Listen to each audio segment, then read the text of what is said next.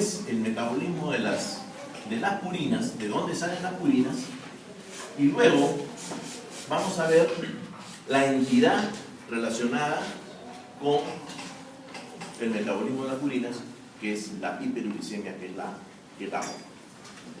Entonces, revisemos cómo es el metabolismo de las purinas.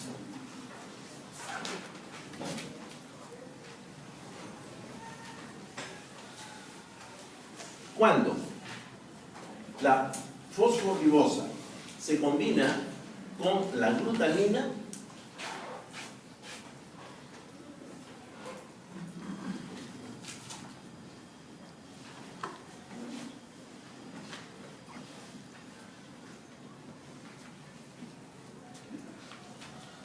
nos va a dar la 5-fosforibosil amina. La 5-fosforibosil-amina. Esta 5-fosforibosil-amina se forma gracias a la acción de una enzima que es la 5-fosforibosil-aminotransferasa. La 5-fosforibosil-aminotransferasa. Y tenemos la síntesis de la 5-fosforibosil-amina a partir de la ribosa y la glutamina. Luego, acá van a actuar una serie de elementos para conformar el ácido inosínico o IMP. IMP o ácido inosínico.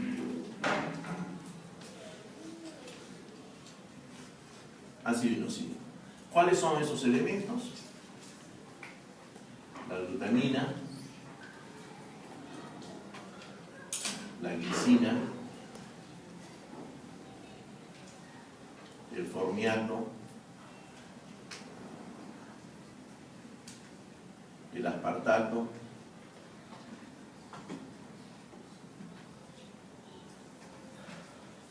el CO2 y ATP, para formar el ácido inosínico o IMP. ¿Ya? Este ácido inosínico, por acción de una sintetasa, forma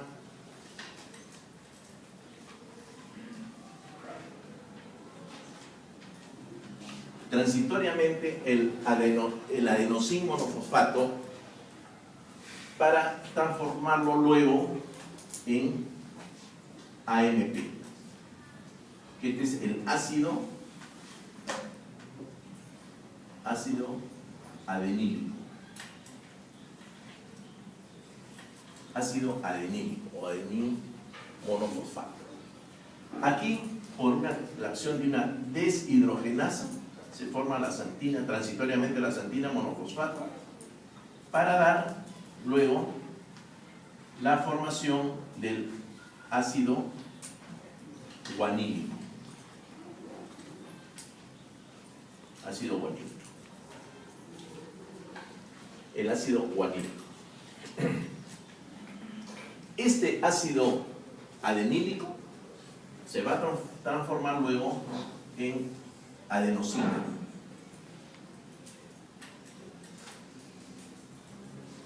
En adenosina. Y este finalmente en adenina.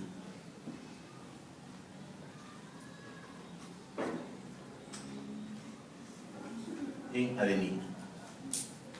El ácido inosínico se transforma en hipoxantina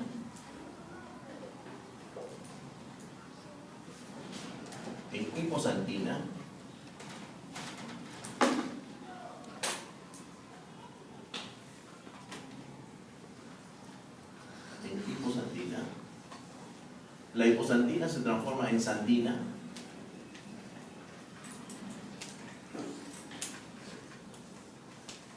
y la xantina se transforma en ácido úrico.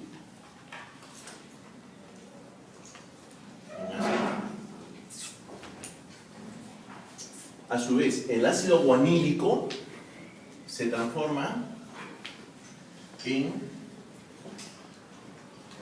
guanosina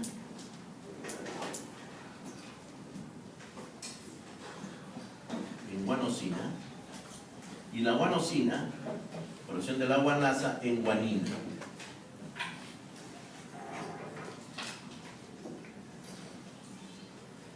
En guanina. Esta adenosina, a su vez, nos va a dar hiposantina. Y esta guanina, a su vez, nos va a dar santina. ¿Ya? Aquí hay una enzima, hay varias enzimas, guanasas, pero las más importantes es la santinooxidasa. ¿Ya? De esa no se deben olvidar ustedes, porque de las otras, con el texto ustedes lo van a estudiar y pues, obviamente la memoria es frágil. Pero la que no se deben olvidar es de la santinooxidasa, que cataliza el paso tanto de hiposantina a santina como de santina a ácido úrico. Por lo tanto, al final, la síntesis de ácido úrico depende de la acción de la santinooxidasa. ¿Y por qué les digo que es importante? Porque es a este nivel donde actúan los fármacos, como es el alopurinol, inhibiendo esta enzima, y hace que se pueda controlar la hiperuricemia mediante la administración del alopurinol, que inhibe la santinooxidasa y disminuirá obviamente la concentración de ácido úrico. El otro aspecto importante son los mecanismos de regulación enzimática. Ustedes tienen el ácido guanílico, que actúa aquí con un mecanismo de feedback, y el ácido adenílico, que también actúa aquí con un mecanismo de feedback negativo. De tal manera que la mayor producción de ácido guanílico o adenílico inhiben la 5-fosforiboxilaminotransferasa para que se forme menos 5-fosforiboxilamina. O sea, la inhibición de esta transferasa está mediada por las concentraciones de ácido adenílico y de ácido guanílico. Por otro lado, este ácido guanílico inhibe también esta deshidrogenasa, así como el ácido adenílico aquí inhibe esta sintetasa. Por lo tanto, cuando hay una mayor producción de ácido guanílico y ácido adenílico, estos dos intermediarios van a bloquear tanto a la 5-fosforiboxilaminotransferasa como las sintetasas y deshidrogenasas que actúan sobre el ácido inosínico, para que se forme menor cantidad de ácido adenílico y guanílico, y como consecuencia de esto habrá pues menor concentración, disminuirá la concentración de ácido úrico. Ese es el mecanismo de regulación, de autorregulación por mecanismo de feedback negativo natural. Nosotros artificialmente podemos bloquear la santinooxidasa, que va a actuar a este nivel para que disminuya la concentración de ácido úrico. ¿Okay? Otro aspecto que es importante en el metabolismo de las purinas es cómo se recuperan las purinas, lo que se llama la recuperación de novo de las purinas. Si nosotros tenemos el ácido inosínico acá, resumiendo, el ácido adenílico y el ácido guanílico,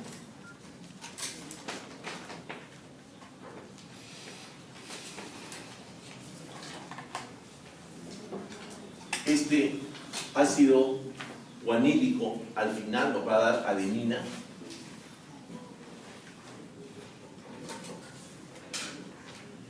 esta nos va a dar guanina,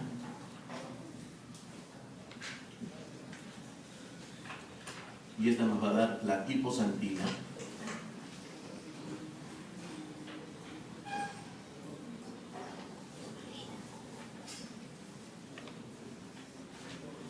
y esta hiposantina al final nos va a dar el ácido úrico,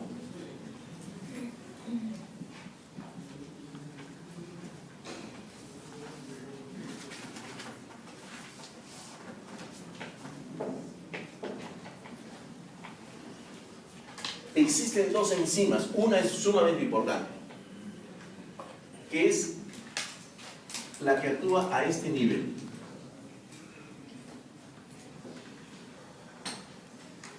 Que es la HGPRT, que es la hiposantina guanina fosforibosil transferasa. La hiposantina guanina fosforibosil transferasa. Y aquí actúa otra, que no tiene tanta importancia, que es la adenina fosforibosil transferasa.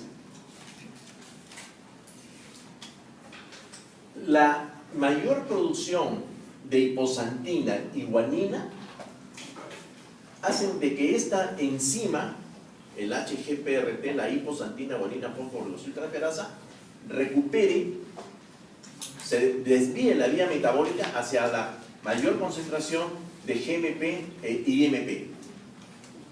Y a su vez, esta mayor concentración de GMP y IMP, por este lado, va a bloquear a esta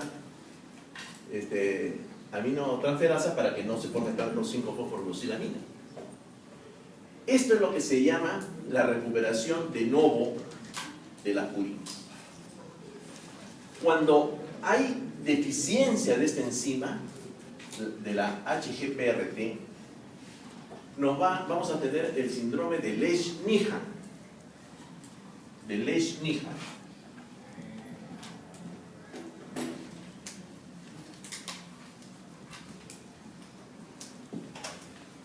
Que es, si no hay esta enzima, si hay ausencia de esta enzima, se va a producir cualquier cantidad de ácido úrico. Entonces, la hiperuricemia que se ven en los pacientes portadores del síndrome de Lesch-Nyhan es una hiperuricemia sumamente elevada, muchísimo más de la que se ve en los pacientes con gota. Aquí predominan los tofos úricos. En este sitio, aprovecho una vez para decirle el alcance clínico de esta enfermedad de Lesch-Nyhan. Estos son pacientes con retardo mental. Los tofos úricos van a destruir las articulaciones y los huesos, y la gran cantidad, la gran concentración de ácido úrico va a impregnar el riñón. Por lo tanto, habrá una insuficiencia renal, y los tofos úricos en las extremidades van a originar la automutilación. Automutilación, porque van a destruir los huesos y al final se automutilan. Retraso mental, automutilación, importantísima concentración de ácido úrico y grave insuficiencia renal. Son las características del síndrome de Lesch-Nyhan descrito en la década del 60, ¿no? Ese es el síndrome de Lesch-Nyhan a propósito de este cuadro donde explico cómo actúa la HGPRT. Muy bien. Les decía de que una de las entidades que ustedes van a ver con mucha frecuencia relacionada con la alteración del metabolismo de las purinas es la agua. Entonces, pasemos a describir esta enfermedad. Es una enfermedad descrita desde la época de Hipócrates. Es una enfermedad transmitida mediante un gen autosómico dominante que se caracteriza por gran hiperuricemia, ¿no? Donde la alta concentración de ácido úrico va a precipitar en las articulaciones, produciendo una artritis inflamatoria importante, sobre todo de las grandes articulaciones. Puede haber el depósito de ácido úrico en forma de tofos, y puede haber también insuficiencia renal por la precipitación de los cristales de ácido úrico. El ácido úrico precipita bajo la forma de cristales tanto en las articulaciones tanto en las articulaciones como en el riñón. En las articulaciones producirá un proceso inflamatorio y de ahí viene la artritis aguda, ¿no? Y en el riñón producirá pues insuficiencia renal. Insuficiencia renal.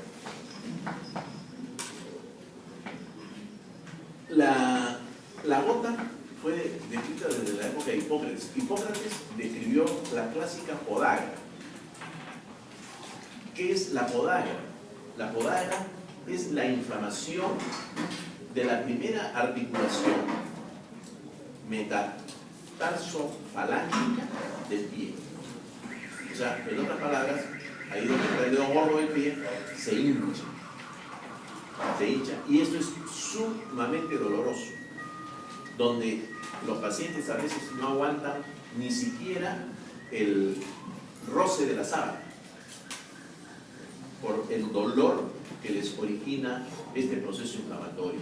Allí es donde se depositan los cristales de ácido úrico y genera toda una reacción inflamatoria muy importante. Es la podagra descrita por Hipócrates, ¿no? Ya pues hace muchísimos siglos. Hipócrates también dijo se dio cuenta de que no a todos les da gota. ¿No? Él describió la podagra, pero él observó también de que esta gota se presentaba más en hombres que en mujeres. Que las mujeres antes de la menopausia no tenían gota, no presentaban gota. La gota en la mujer usualmente se presenta después de la menopausia. Y en el hombre, ¿no?, vio él de que los eunucos no tenían gota y que la gota podía ser presentada en los hombres a muy temprana edad, pero cuando ya tenían capacidad reproductiva, ¿no? Antes no. Cuando ya tenían capacidad reproductiva, ahí presentaban la gota. Fueron observaciones de Hipócrates. Gota viene de guta, y guta quiere decir la precipitación gota a gota de una noxa. Por eso viene el nombre de gota.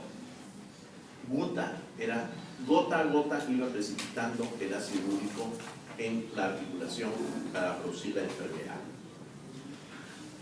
En la historia hay pues una serie de, por ejemplo, Sínteja, ¿no?, en los años 1600 fue el que describió primero la enfermedad tal como se le conoce ahora, ¿no? Porque las observaciones de Hipócrates y de Galeno tenían sus restricciones. Él describió la podagra, hablaban de que alguna noxa estaba por ahí, pero quien describe ya la enfermedad como tal y como se le conoce hasta el día de hoy es Sínteja, en los años 1600. Luego viene Chell, otro investigador británico, que encuentra que existe un principio, un ácido, que es el que está precipitando, que está aumentado y que precipita las articulaciones. Y lo llamó ácido lítico, porque producía lisis en las articulaciones y en los huesos, ¿no? Luego viene Garro, ya estamos hablando de los 1850, y este Garro ya llama a ese ácido lítico, ya lo identifica como ácido úrico, y encuentra de que en los pacientes portadores de gota, tenían aumentado el ácido úrico en sangre.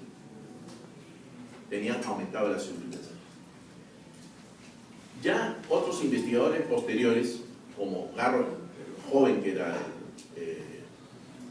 ya en la década de 1930, ya establece que la gota es un error innato del metabolismo.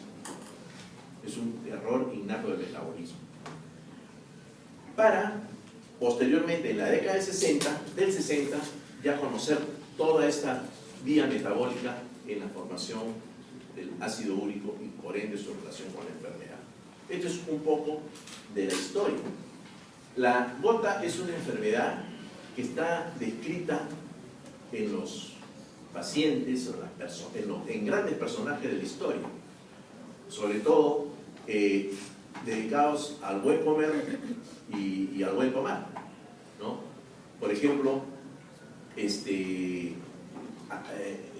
Alejandro el Grande, Luis XIV, Newton, Harvey, Calvino, ¿no? Han sido pacientes gotosos. Leonardo da Vinci, ¿no? Dice que Leonardo pintaba todo el día y solamente no pintaba cuando tenía la podada. Pero Leonardo era un paciente gotoso también muy famoso.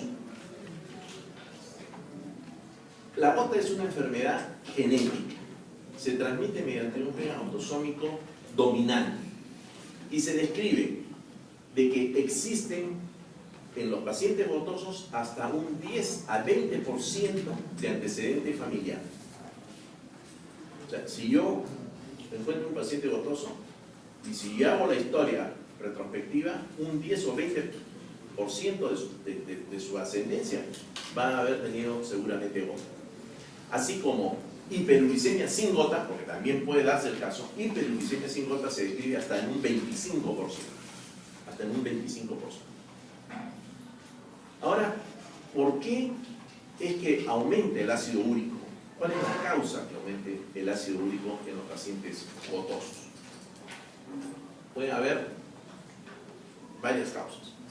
Uno es que haya una mayor absorción de purinas. Se absorbe más y aumenta la concentración de purina.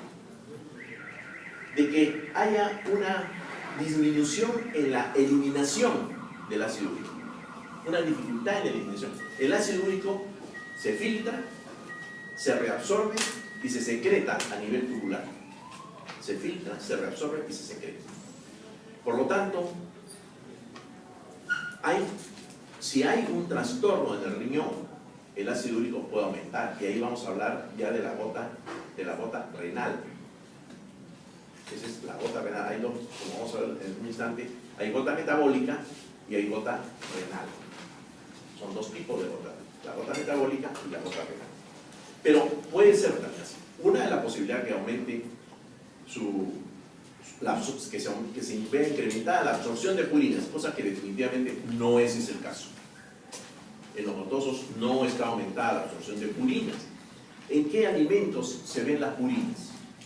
Las purinas se ven en las carnes rojas, en el salmón, en la trucha, en las sardinas, en las lentejas, en el rabanito, en el apio, en el poro, en las acelgas, en la espinaca. Todos estos alimentos, en los mariscos, tienen mucho ácido úrico. Pero definitivamente no es que esté aumentando. Igualmente, si yo como estos alimentos, mi concentración de ácido úrico puede aumentar un tanto. Por eso es que muchas veces los ataques de gota se ven luego que un paciente ha dejado el tratamiento y ha hecho una transfusión alimenticia en el mismo. Por eso se está relacionada esta enfermedad con el buen comer y el buen tomar. Entonces, pero definitivamente no es que la absorción esté incrementada. O sea, absorción incrementada definitivamente no es una causa de gota. Pero sí, si yo a un paciente gotoso le comienzo a dar pues marisco, carne roja, puedo aumentarle su concentración de ácido úrico y generarle un ataque de gota. Disminución de la eliminación de ácido úrico, sí, eso sí. ¿No? La disminución de la eliminación de ácido úrico se ve en los pacientes con insuficiencia renal. Con insuficiencia renal. Y finalmente, la otra situación que podría originar un aumento de ácido úrico es el aumento de la biosíntesis de ácido úrico, o sea, que se sintetice más ácido úrico. Y efectivamente, acá tienen ustedes la ausencia de esta enzima. La ausencia de esta enzima de la HGPRT, de la epiposantina guanina fosforodesultransferasa, genera un aumento en la síntesis de ácido úrico. Ahí tienen un caso. Y lo otro es cuando hay una mayor actividad de la santinooxidasa. una mayor actividad de las actinosías, que también va a ser causa de puede ser causa de una hiperuricemia. Por lo tanto, las causas de la gota se pueden dar por un aumento en la producción de ácido úrico o por una disminución en la eliminación del ácido úrico. De esta forma tenemos dos tipos de gota. Una es la gota metabólica, como dije hace un momento, y la otra es la gota renal, la gota metabólica. La gota metabólica es aquella que está dada por un incremento en la síntesis de ácido úrico. O sea, en la gota metabólica hay un aumento en la síntesis de ácido úrico. Puede ser de dos tipos: genética, aquella que ya viene de la proteína único dominante, o adquirida. Dentro de las genéticas, ya le hemos dicho una, el síndrome de Lesnicha, o el paciente con gota por aumento de la actividad de la actinosidasa. Lesnicha y otros defectos en la producción del ácido úrico, como simplemente el gotoso no lesnígeno. Entonces tenemos gota metabólica, un aumento en la producción de ácido úrico que puede ser genética o que puede ser adquirida. Dentro de las genéticas, ya lo hemos dicho, las adquiridas. ¿Cómo puedo yo adquirir una mayor producción de ácido úrico? Esto se ve mucho en los pacientes que tienen gran recambio celular. En las leucemias, por ejemplo, los pacientes con leucemias pueden hacer hiperuricemias y gota. En los pacientes con neoplasias, con cánceres, sea cualquiera del tipo de cáncer, que es sometido a tratamiento quimioterápico, la quimioterapia va a producir lisis del tejido neoplásico y por lo tanto puede incrementar grandemente la concentración de ácido úrico y podría también generar una precipitación en las articulaciones y producir la gota. Entonces, la gota metabólica puede ser genética, Lesnicha y otros factores como el que hemos dicho, mayor actividad de la actinosidasa, y adquirida, como es el caso de estas situaciones de las leucemias, la policitemia vera, ¿no? Y los pacientes que están siendo sometidos a tratamiento quimioterápico con gran cambio celular. La otra la tenemos en la gota renal. Aquí en la gota renal no hay un aumento en la producción, pero eso hay una disminución en la eliminación de ácido úrico. Y también puede ser genética o adquirida. Genética, hablamos de que la secreción tubular de ácido úrico está disminuida, como por ejemplo se da en la acidosis tubular renal congénita, la acidosis tubular renal congénita. Y la adquirida ya puede ser por una insuficiencia renal crónica, donde el riñón va a estar comprometido por otras causas, pero tal es la magnitud del daño renal, puede ser una nefropatía diabética, puede ser una pielonefritis crónica, puede ser una nefropatía lúpica, cualquiera de estos casos, pero que lleven al paciente a una insuficiencia renal donde el ácido úrico puede estar aumentado. Por eso siempre es conveniente hacer la determinación de ácido úrico en todo paciente con insuficiencia renal. Bien, si bien es cierto, todos los pacientes que tienen un incremento de ácido úrico están proclives a hacer el ataque de gota, o sea, el compromiso inflamatorio articular, no necesariamente un paciente que tiene 9 de ácido úrico va a hacer la gota. Yo he visto pacientes que tienen 9, un paciente que tenía 10 y que no tenía gota y que el ácido úrico estaba de raíz. Eso va a depender mucho del pH de la articulación y también va a depender de la afinidad de la proteína con el ácido úrico. O sea, cuanto menor sea esta afinidad, el ácido úrico fácilmente precipitará en la articulación. Ahora, ¿qué articulaciones son las que se ven comprometidas? Ya les dije una, que es la articulación la primera metatarsofalángea, el dedo gordo del pie. Pero las otras articulaciones que pueden verse comprometidas en un ataque de gota son las articulaciones mayores, ¿no? O sea, codos, rodillas, hombros, tobillos. Y no es las articulaciones menores como son las articulaciones de las manos o de los pies, salvo la primera, la del dedo gordo del pie, ¿no? Esas articulaciones menores se ven comprometidas en la artritis reumatoidea. Y la otra diferencia clínica es de que, por ejemplo, en la artritis reumatoidea el compromiso es simétrico. O sea, difícilmente solamente tiene el paciente con artritis reumatoidea tiene compromiso de una mano, tiene de las dos. Y tiene no solamente de un pie, tiene de los dos pies. Son las articulaciones menores. En la gota son las articulaciones mayores y no es simétrico. O sea, puede estar solamente la rodilla derecha roja, tumefacta, dolorosa, y nada más que la rodilla. Y la otra rodilla puede estar perfectamente bien. O sea, es asimétrico. Esa es una de las características.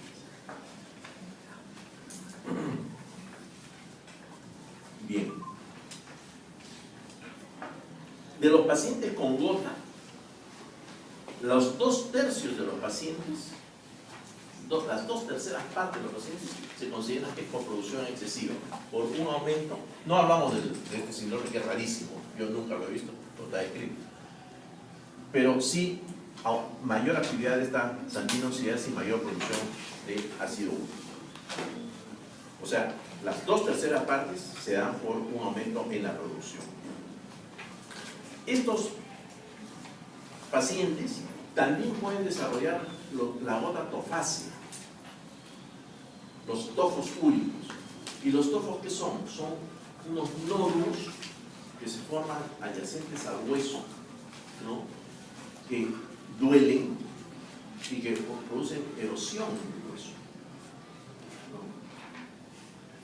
Esos son los tofos. En algunos casos, cuando estos tofos, ¿no? Por ejemplo, se presentan en los pies, pues va a haber necesidad de hacer una cura quirúrgica de estos tofos, o en las manos, ¿no? Pero también hay precipitaciones muy pequeñitas en el pabellón de la oreja, como puntitos amarillos. Uno los puede ver a simple vista, y eso no es otra cosa que depósito de ácido úrico en estos pacientes. Ahora, la hiperuricemia y la gota a veces no viene sola. Muchas veces vienen en pacientes diabéticos, en pacientes hipertensos, ¿no? En aquellos que hoy en día se denomina síndrome metabólico, donde no solamente el ácido úrico está aumentado, sino también está aumentado el colesterol, los triglicéridos, son pacientes dislipidémicos o son pacientes diabéticos. Muchas veces están acompañados de estas otras alteraciones.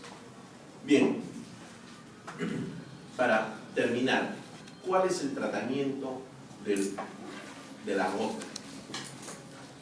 El ataque agudo de la gota se tiene que tratar básicamente disminuyendo el dolor. El dolor es sumamente importante, ¿no? Y produce gran incapacidad. O sea, el tratamiento del dolor. ¿Con qué se trata este dolor? Clásicamente se ha tratado con la colchicina.